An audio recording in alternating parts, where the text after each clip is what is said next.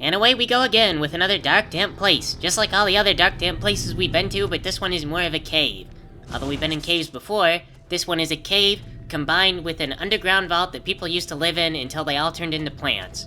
Or, if the computers are to be trusted, and they're not because this is a sci-fi setting, the people turned into funguses. The fungus made them incredibly strong, and also 10,000 times more oblivious, because there's one right here. I just, walk right by him.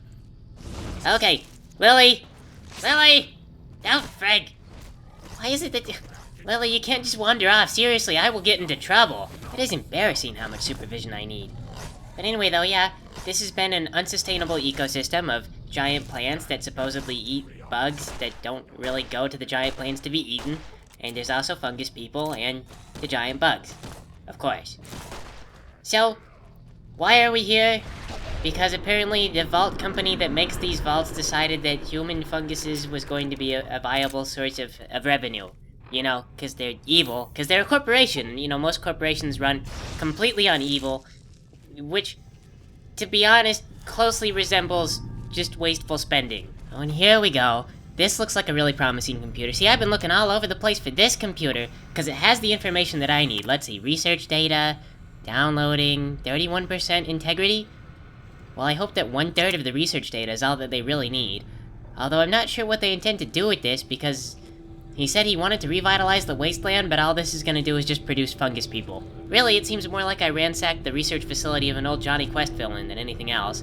I don't think there's a lot of value here, but whatever, I'm not the scientist. Anyway, on the note of evil corporations, it's one of those things like we all understand that corporations are evil, without a doubt. They are run by the devil. But it seems like in popular media, they're never really depicted as being evil in a convincing way. They're always like Captain Planet evil, you know? Like with The Exorcist, where the devil gets into a child's body and the first thing it thinks is, I'm gonna pee on the floor and get tied to a bed and give away that I'm a demon so everyone tries to exorcise me. And that's not a very convincing long-term way to be evil. I mean, most of the time the devil takes over once they're so large that they cannot fail. By which I mean that if they failed, like if the company went bankrupt, it would cause the entire country to go bankrupt. Therefore, they get bailed out and rescued from their own terrible decisions. That's a real insidious kind of evil, you know, very genuine, very believable. See, then some of them use that to do things like loan money to mobsters, and they just pretend to be ignorant of the whole thing. Cause what are the repercussions gonna be? What, are they gonna lose their business license? No way, that would bankrupt the country. And maybe that is how Vault Tech got away with making the zombie vault? I mean, that would be a really plausible explanation. But still, they're more in the realms of supervillainy. Corporate evil would be like if Vault-Tec employed 50% of the US population, but then refused to adjust pay wages to match inflation for 30 years. Then they use all the money that they save to lobby in Congress to never raise minimum wage. And finally, they blow everything on stupid vanity projects just to please the CEOs. You know, like how Windows 8 was basically just a crappy tablet OS, which they designed because the CEOs and corporate leaders use tablets a lot because they travel all the time. Stuff like that, where virtually all the wealth of the multinational company is wasted on just a select few. I mean, they're just people. They get confused. They think they have all this money because they're brilliant. They're on the cutting edge. The thing is, corporate evil doesn't really resemble what you see in popular media at all. It's more like just normal human evil. The kind of stuff you get on a regular basis. The kind of thing that the devil actually kind of represented. You know, like how he got so full of crap that he actually went to God and told him, you know, I could probably do a better job running this stuff than you could. He lost all perspective of what he even existed for or what his actual benefits were to anyone. He stopped serving humanity and started using them in petty battles for leverage against God. There was no one else strong enough for the devil to compete with, so he just invented frivolity and caused problems. Eventually it got so bad that God just had to step in, and that caused a whole new set of problems, and everything kind of collapsed out from underneath everything. The story sort of culminates with God deciding he's gonna drown the entire Earth and maybe just start over new, and then you get the story of Noah and all that, and yeah. Most people know all this stuff, but if you look at the Bible as a collection of cautionary tales and moral guidance, it's not really too crass to say that you see the devil in something. Because after all, the devil isn't really nefariousness or ill intent. The devil is a being of hubris and misguidance. It's why he's always trying to lead people astray, rather than leaping up out of the ground and trying to stab people in the eye with a piece of glass. If that's what all the stories were about, the only lesson to take home is watch out for the devil, he's crazy. So what I'm getting at is I can see the devil in something like Windows 8. You know, I see the misguided methodology that gets us to there. It's not evil planning, really, it's just that some people at Microsoft are maybe a little bit self-centered. And after all, I've been reading, apparently they're starting to have a little bit of internal debate over whether or not they think they know what they're doing. But what I don't see is the devil in Vault 22. which I think is maybe why my whole reaction to this place has been kinda subdued. There's not really an emotional or a logical connection. I don't really understand why any of this would happen, and for that matter, there's also Keeley's accounts, which kinda ruin the atmosphere. It's like, what, someone got here ahead of me and they obsessively compulsively erased all the data and then replaced it with their own musings on Vault 22? I mean, doesn't that kinda undermine the creepiness? It's like watching a horror movie, but the main characters keep finding journal entries of other people who have gone through the movie, but it turned out okay for them as long as they were careful. It's like, I don't need to be scared, you know? If Keeley can do it, I can do it too, as long as I don't make mistakes. But anyway, we got what we came for, so I guess let's go ahead and go back. So I figured I'd go around with a different route, because if we keep doing the same thing all the time, it'll get boring.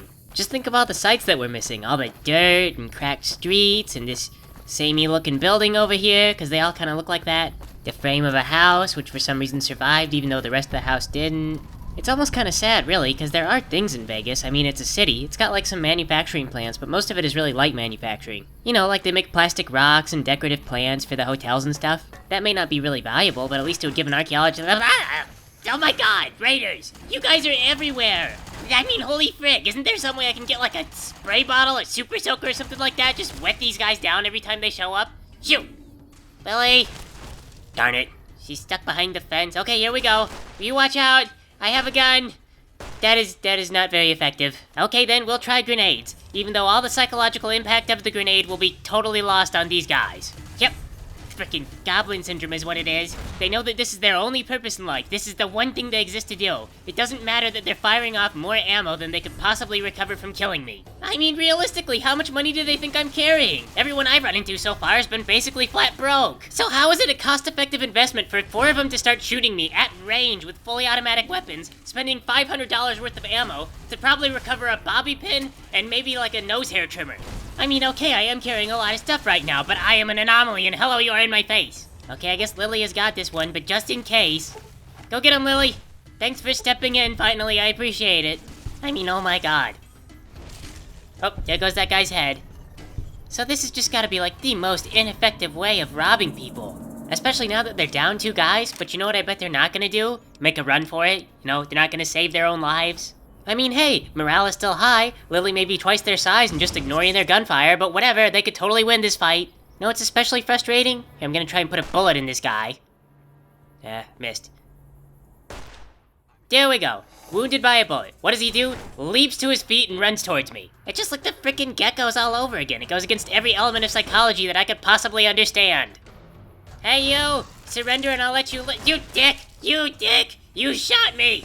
Now you're gonna get it! Lily's gonna turn around and look at me. Come on, Lily, let's finish this up, please. That guy there, the one, thank you, the one that was shooting at me.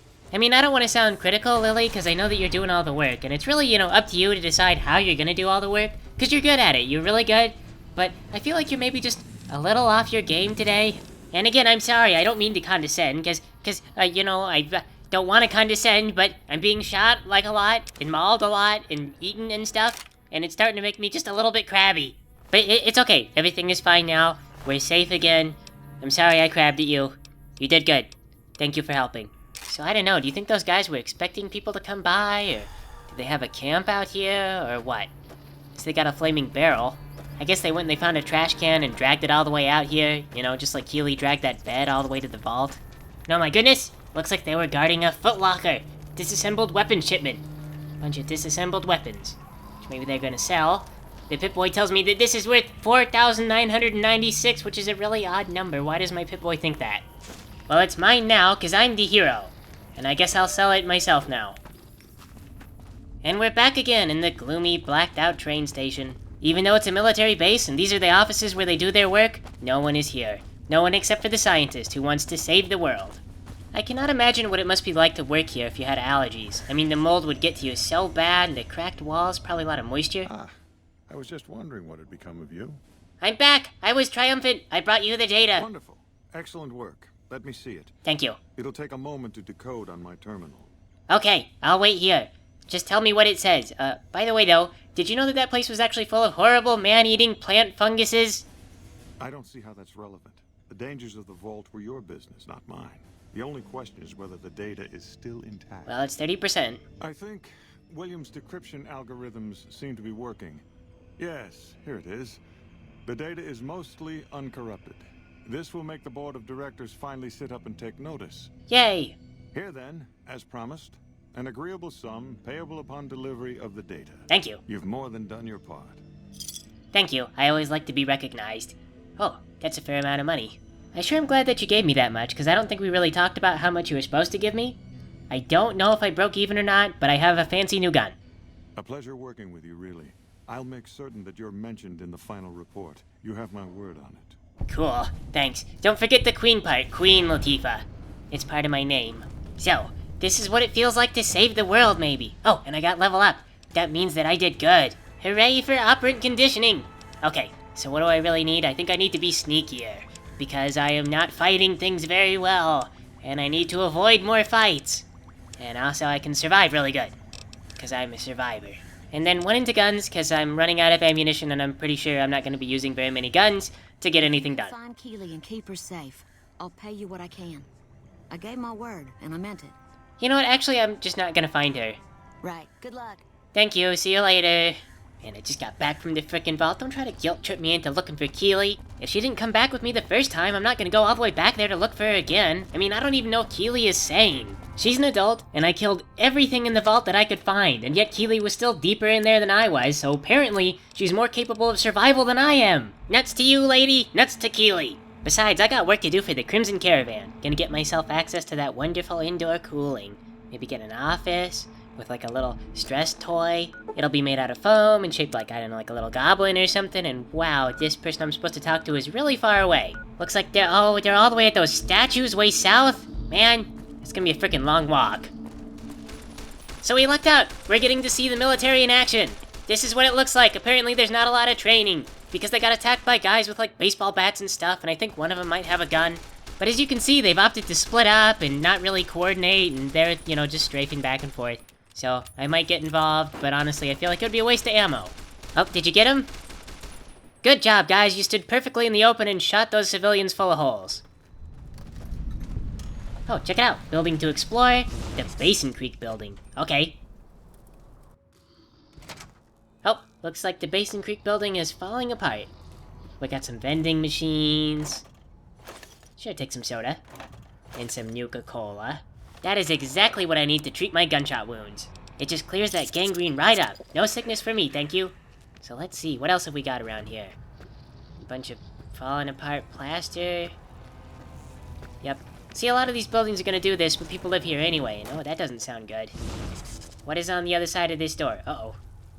Looks like giant monster creatures. Noisy monster creatures. Ants.